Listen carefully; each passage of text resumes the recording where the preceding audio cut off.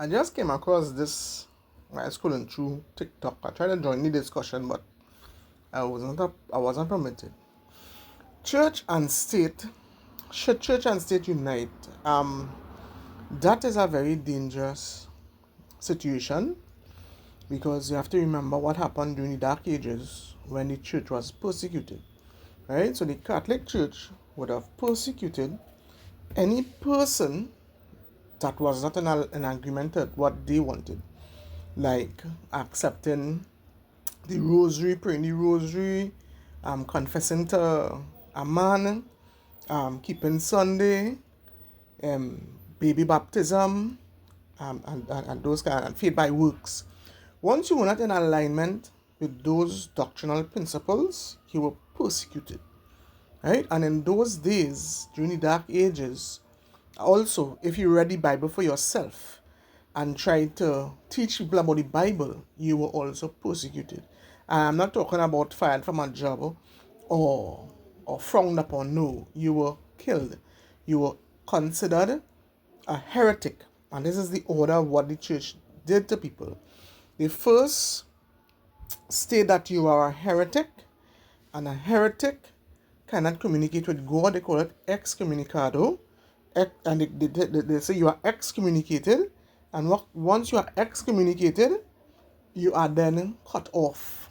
Cut off means to kill you, right? What they will normally do, they will ask you to recant your position, right? So if, let's say, you were like Calvin or one of these reformers, they would say, well, recant your position. And if you recant your position, they may let you live. And sometimes you recant and they still kill you. So it was a very, very murderous times. There was also different groupings of people that were slaughtered. One group was the Albigensians, right? They were all Sabbath keepers. They were worshipping according to what the Bible say. And the then Pope at the time says, no, my friend, you all are not to worship how you want to worship. You have to worship how we want to worship, because we run things here. Things around me, we run things, right? So the Albigensians were slaughtered in their city, and the men that went in to do the slaughtering, the Knights and so on, the Knight Templars and so on, those guys were told that they will be richly rewarded in heaven, and they went and they killed everybody, right? There were other instances where the Waldensians also, who followed the commandments of God according to the Bible and did not keep Sunday, they kept the Sabbath, the Saturday, from Friday evening to Saturday evening, they too were slaughtered mercilessly in the Alps. Eventually, the entire Waldensian people recanted back to the Mother Church, and they have since signed documents and so on. And the Catholic Church would have won them in different arguments, and that is what would have caused them to go back to the Catholic Church because of the constant persecution.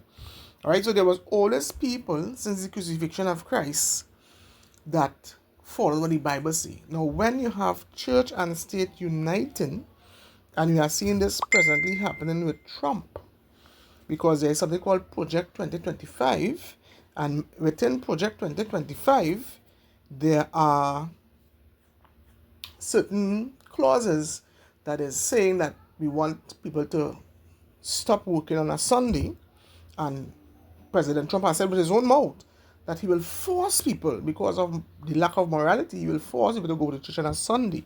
That is madness, my friends. So when church and state unites, you will get tyranny.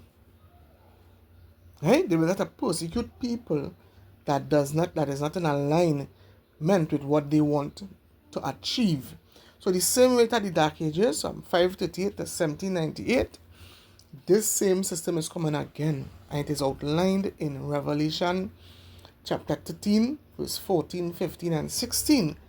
And I believe in verse 15, if you read carefully, you will see those who did not worship. The whole issue about the mark of the beast is worship.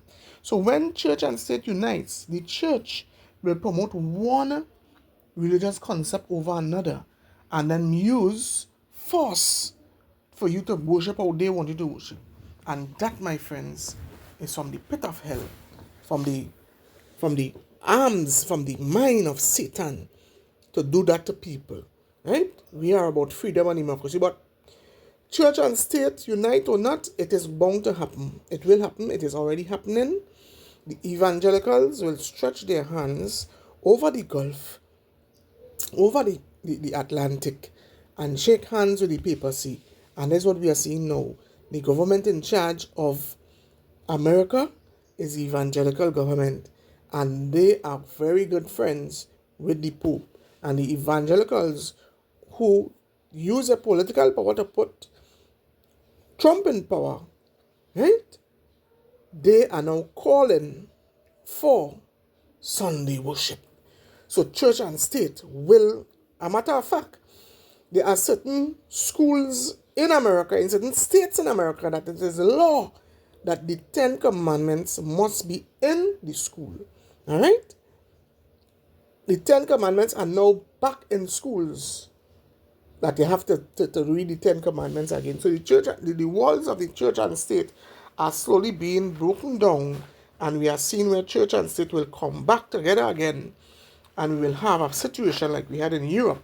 That is why America was formed in the first place, because people was running from that persecution and want to live free from kings and popes. That is why the last protest that had in America there, it was named No King. They are referencing that time of when they had the Dark Ages on earth, when they were persecuting people, when the Catholic Church used governments and persecute people for not worshiping the way they wanted. My friends, time is wrapping up soon, and I hope you understand that when we see church and state unite, the probation is about to close, and you have to make a conscious decision.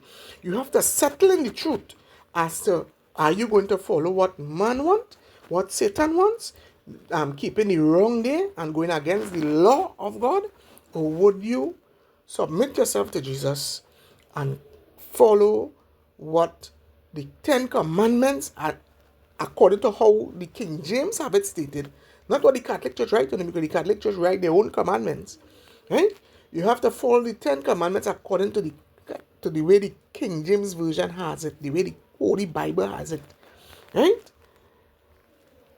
Watch and pray, my friends. This thing is coming to a head very, very soon, and I've been saying this for years, and we are seeing everything happening step by step. My last video I put out is concerning cryptocurrency, and that will be a tool to force you to worship on a Sunday.